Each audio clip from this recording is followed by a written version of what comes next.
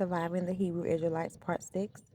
My name is Tabara Israel, and these are my stories. So, I had left my second poly relationship and entered my third poly relationship.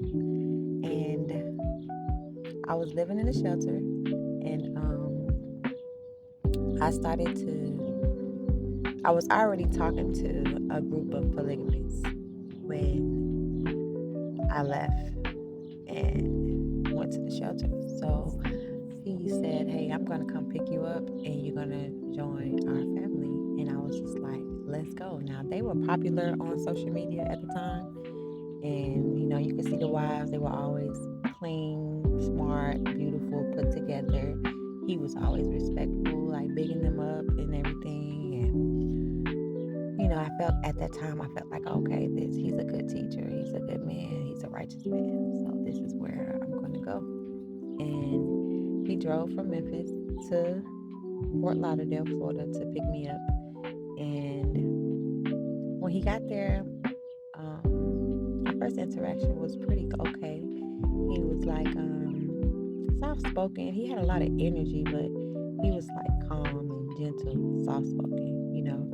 And he was like, "All right, let's go. It's time to leave this world behind and step into your purpose." And I was like, "Okay," you know what I'm saying? So he took me to a mall first, and he was like, "I gotta get you dressed right, so when you are presented to my wives, you look up to par." And I was like, "Bet." So we went to the mall. He got me some hijabs. He got me some nice dresses and some nice shoes, and my daughters as well. And we get in the car, and we're driving to Memphis. And he was like, my daughters had fell asleep, and he like reached his right arm over like behind my headrest, and he was just like, "Can you kiss it for me?" And I was looking at him. I had my phone in my hand, and I was like, "Huh?" And he was like, and he proceeded to pull his private part out, and I looked at it, and we just gonna name him Turtleneck. He pulls it out, and he was uncircumcised. I've never seen an uncircumcised penis before, and I was just kind of taken back, like, what is going on with it? So then he pulls the skin back. The smell that came up off of that thing, oh my God. And I'm looking at him, and I get this lump in my throat, like I'm about to cry. And I was just like, okay. I'm like, my children in the back seat, he was like, "Oh, they sleep, just real quick. Just, all you gotta do is just kiss it." Oh, Lord help me. So we're driving, and as we got closer to the residence, like it was an awkward silence after that. And I was just kind of just looking out the window, and then he was talking about the Bible, and then he just started playing one of his lectures. So when we got closer to Memphis, he was just like, "Man, I just want to apologize to you for even, asking me to do something like that. You know what I'm saying? You a queen, man. You're a daughter of Zion. You don't deserve that. You deserve better. So I apologize." And I was just like, "Okay, it's okay. I understand." Because he was like, "Man, I've been driving all the way out here. It's taking me hours. I'm tired. I ain't had none, all that shit." And I was just like, "It's okay." So I kind of just took it out of my head, took it out of my mind. And we get to the house. It was like 3 a.m. when we got there. And only his first wife was up. And she came out of this room, and she hugged me, like squeezed me tight, like I was a long lost relative or something. She was just like, "I'm so happy that you're here, sister. Oh my God. Everybody sleep. You get to meet everybody tomorrow. This is your room." And I had a nice room. The house was big. It was a lot of rooms in there. There was a lot of space upstairs, downstairs. It was huge. And so I was just tired. So I went to sleep, and I got my daughters. We all went to sleep in the same bed. The next morning I woke up, and the sisters came into my room. They was like, "Shalom, peace. Oh my God, we're so happy that you're here. You made it to us. All praises to the Most High," all of that. And then The first wife started introducing me to, it was a mother that was there. She was about maybe 55 or maybe a little older, but she was still able to get around and everything. She wasn't of old age, she was just a little older. And she was really sweet and, loving and everything. And then they introduced me to the children. Now they opened the kids' room. The room is huge, and it's a lot of beds in there, like bunk beds, And I was just like, oh my God, everybody knows me personally. Know I love children. I just connect with them and I love them. So I was really excited to meet all of the children. They all embraced me, and I was like, okay, this is where I'm supposed to be. This is the family that I wanted. So it wasn't really like a sit down and rules. It was kind of like everybody was just going in this flow. And I just, found my spot and just was flowing too. So we would like get up in the morning, make breakfast together. We would feed all the children and feed him, and we were just talking and bonding and connecting spiritually, and it was just dope. So he made a post like, this is my new wife, welcome her to the family. Everybody was welcoming and loving and everything was perfect. And I thought like, oh my God, this is it. Like, I felt safe, you know what I'm saying? So my daughters, I'm like, y'all okay? Do y'all like it here? They like, yes. It's other girls there that's their age, and it's boys there. Like it was like a real family, and everything was good. Like one of the sisters, she was from New Orleans, and she used to show us how to make beignets, and I'm showing them how to crochet stuff and showing them how to sew dresses, and we were just connecting and bonding. I felt like we were building a strong sisterhood. Like it came to the point where we were like not showering together, but we was in the bathroom getting dressed together. Like I'll be in the shower, the sister would be out getting dressed, another sister be there in the mirror doing her hair. You know what I'm saying? It wasn't perverted or anything. It was just like a sisterhood, and I found solace in it.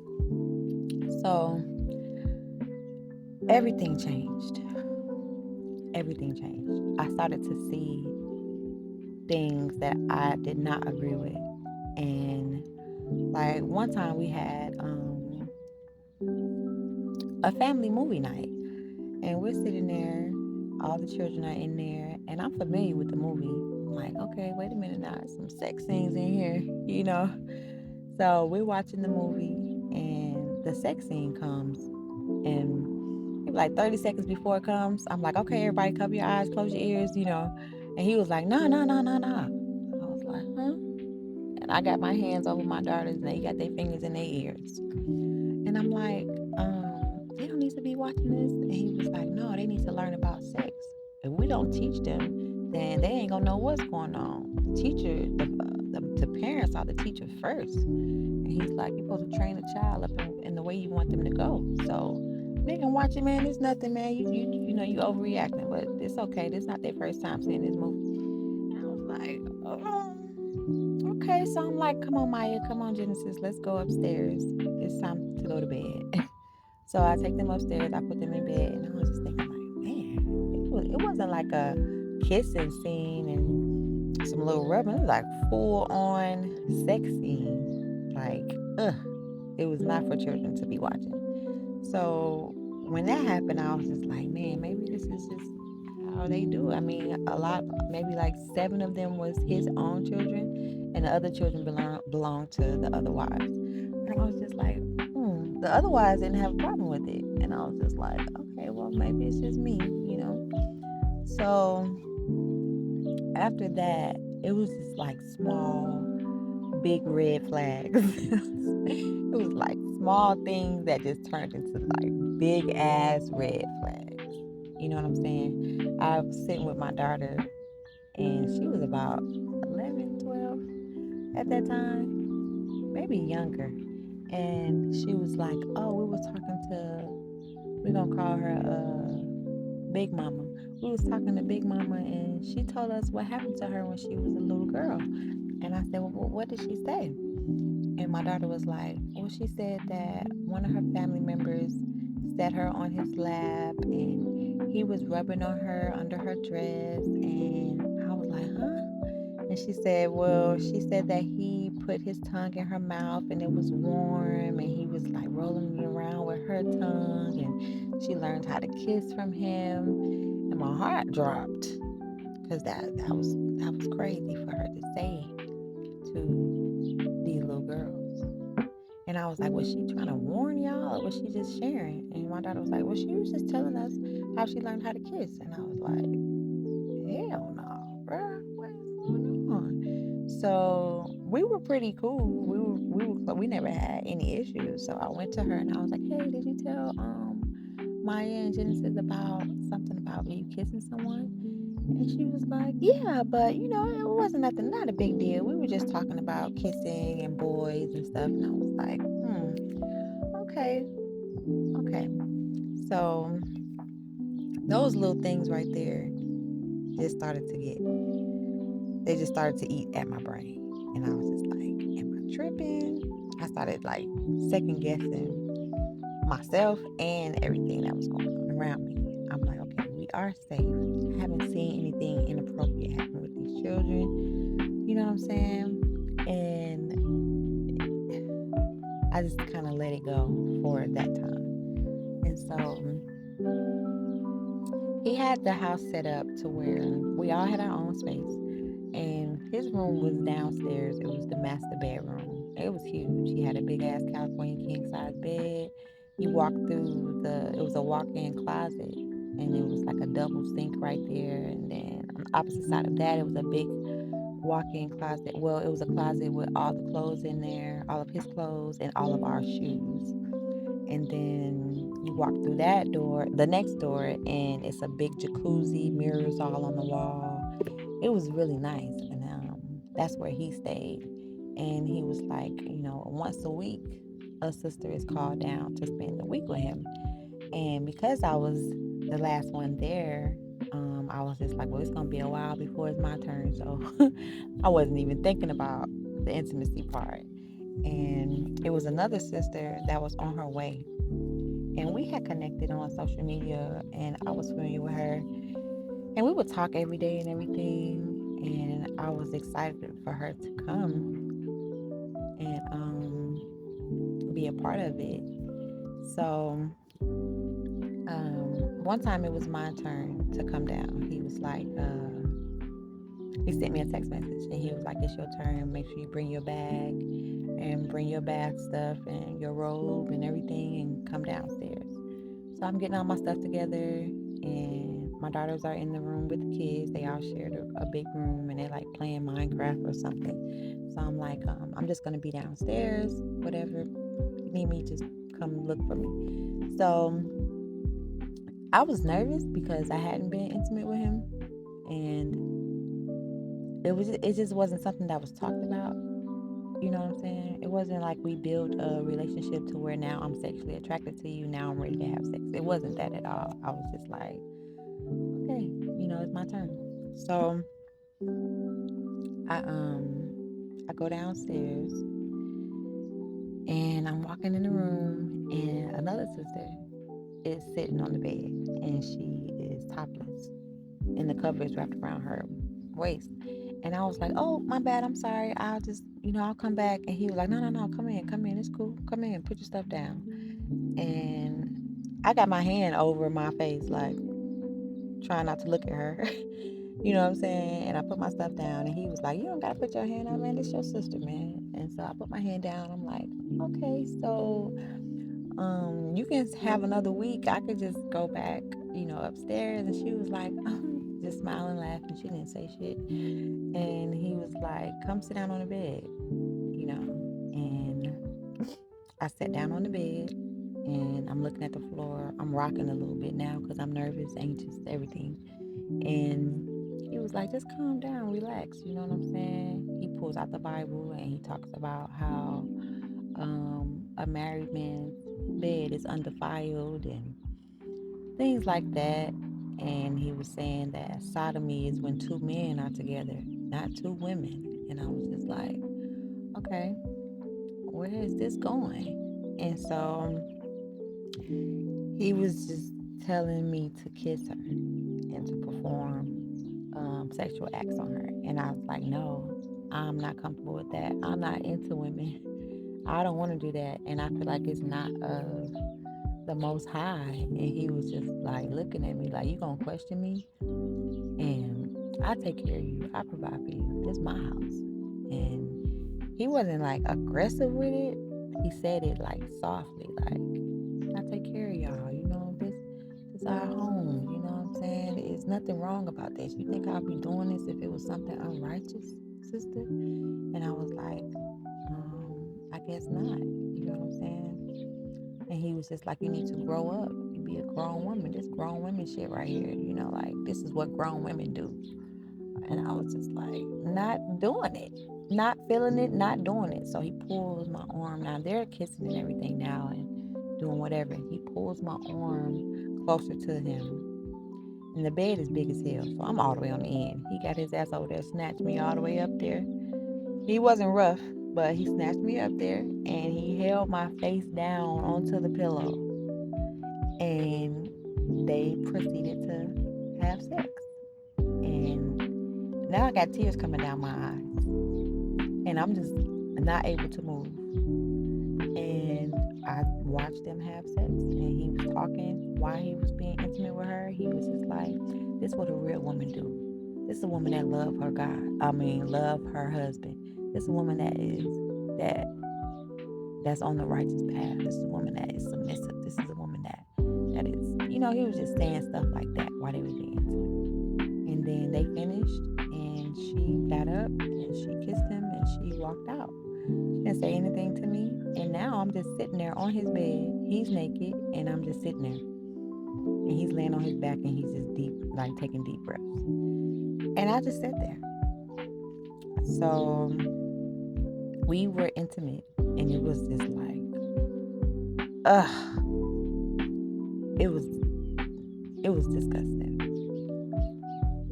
It was just weird. I didn't have a connection with him.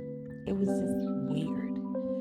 So I stayed in there for a week and he was like, come get in the water, come get in the jacuzzi, relax, and he's just talking to me about how this is how you're going to get to the kingdom. This is it. What y'all sisters are doing is powerful. It's a movement. It just shows the strength in y'all. It shows how intelligent you guys are. And the only way you can make it to the kingdom is through a man of Israel, a man of God. And I was just like, I already taught that. So I was like, you're right. Not in my head, like, you're right. So the way my mind works, I'm just like taking in, like, this is what I'm supposed to be doing. Okay, and not doing that. Oh, and doing this. Oh, this is right. Okay, this is the way. You know what I'm saying? And I'm thinking about all the times I felt uncomfortable. I'm like, I need to get that up off of me. Because he was saying that it was a demon. When you have thoughts that go against us, go against the family, it's a demon, is what it is. It's an unclean spirit. And he would use scriptures and make it make sense. And I was just like, oh, okay, you're right. So I was feeling like I was unrighteous and unworthy to be there and shit like that. I was questioning myself, like, damn, talking shit to myself, like, you need to get your shit together, Tab.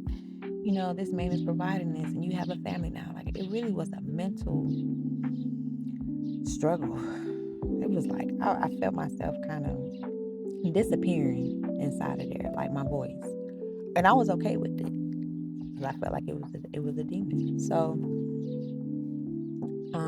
some time had passed and we would have meetings all the time. We would have a Sabbath class and he would be teaching on YouTube and people would be watching from all over. And he started to call us up like one by one, like every now and then he would call us up to pray over us. Like if someone did something during the week or during the week in the house, he would say it was a demon. So he would pray, put oil over our forehead and pray over us and shit. So the other sisters, when he was doing it to them, they was like shaking, jumping, falling out, passing out on the floor, screaming. I was like, oh shit, it's demons in these like it's demon in her. You know what I'm saying? Like I'm crying, got my hands lifted, like Praise Yah, praise God that this demon is coming out. And we crying, children all in there, they looking scared. And we just, man. So he called me up there. And I think I had a disagreement with one of the wives. She was like starting to get jealous. And it would show. Like she would just do weird shit. Like she really wanted to be closer to him. And she was younger than all of us. And she would just do little weird things to make him look at me, or like I did something wrong or some shit. And we used to go out to like fine dining restaurants. You know what I'm saying? And people would come up to us and shake our hands, or shake his hand and like give him praise. And they're like, "Oh my God, y'all so beautiful. This is so great." And he called me up to pray over me, and it wasn't working. Boy, that man pushed my forehead so hard, I just fell back. Like, fuck it, let me let go. And it was burning. So later on, I looked at the bottle and I realized it was peppermint oil, and it just burnt my eyes. So after that, my period never came, and everybody's period came at the same time. I was like, damn, maybe my shit late or something. And one of the sisters said, "Are you pregnant?" I was like, "Hell no, I ain't pregnant. He ain't did nothing like that inside of me." And she was like, So she told him, "I think she's pregnant." And he was like, "Ain't no way she's pregnant." So he went and got pregnancy tests, and he got like 6 first response pregnancy tests. And I took all of them. I was confident, like, man, I'm not pregnant. I know I'm not pregnant. And they all came back positive. So I was like, whoa. And he said, oh, everything flipped. Everything flipped. He said, "You trying to set me up, bitch? You trying to set me the fuck up?" I mean, complete, oh my God. And I was terrified. And I was like, why the hell would I just try to set you up? That's weird. You know what I'm saying? Had I known I was pregnant, I would have never came here. And it just went left from there. Real bad, real fast. They isolated me in the house. I would walk into a room, they'll be talking, they'll stop talking and leave the room. I would try to speak to them. They just was cold towards me. Every single person in the house. And I was just thinking like, man, I gotta fix this. You know, and he was like, well, I'm gonna take you to get an abortion. Now I was like, I'm not killing my baby, but I'm willing to do whatever else to make up to me being pregnant, right? And he just kept pushing that I needed to get an abortion, and I just kept saying I'm not doing that. So we were having a meeting one day. I'm sitting down on the floor, everybody else sitting down, and then everybody stood up, and 2 of the sisters grabbed my arms, and I'm looking at them. I'm looking at their hands, and the big mama, she sat on my chest. The first wife held my legs open. He came out of the bathroom with a wire hanger.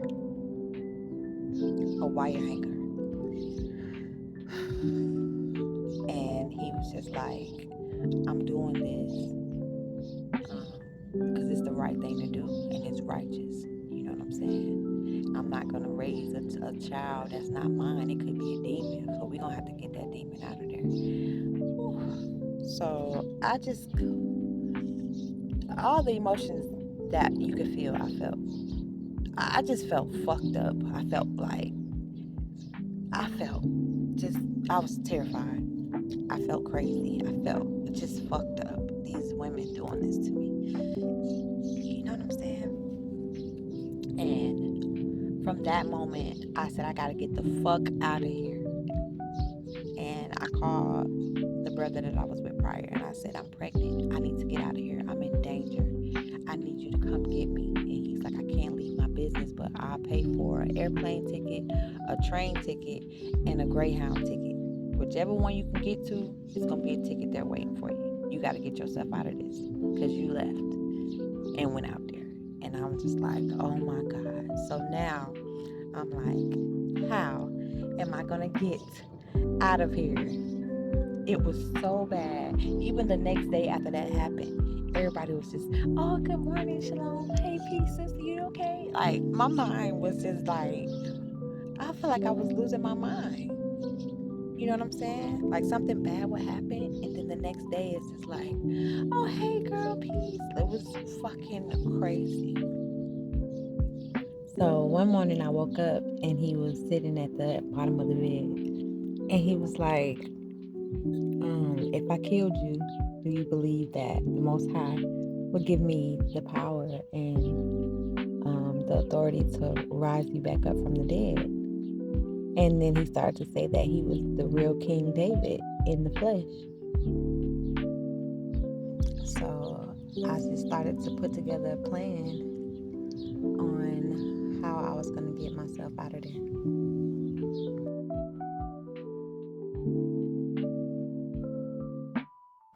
This cleaning was provided by Healing Hands Cleaning, where I offer free cleaning support for women and single mothers suffering from depression and alcohol or drug recovery, and women caring for children with special needs. Thank you for watching.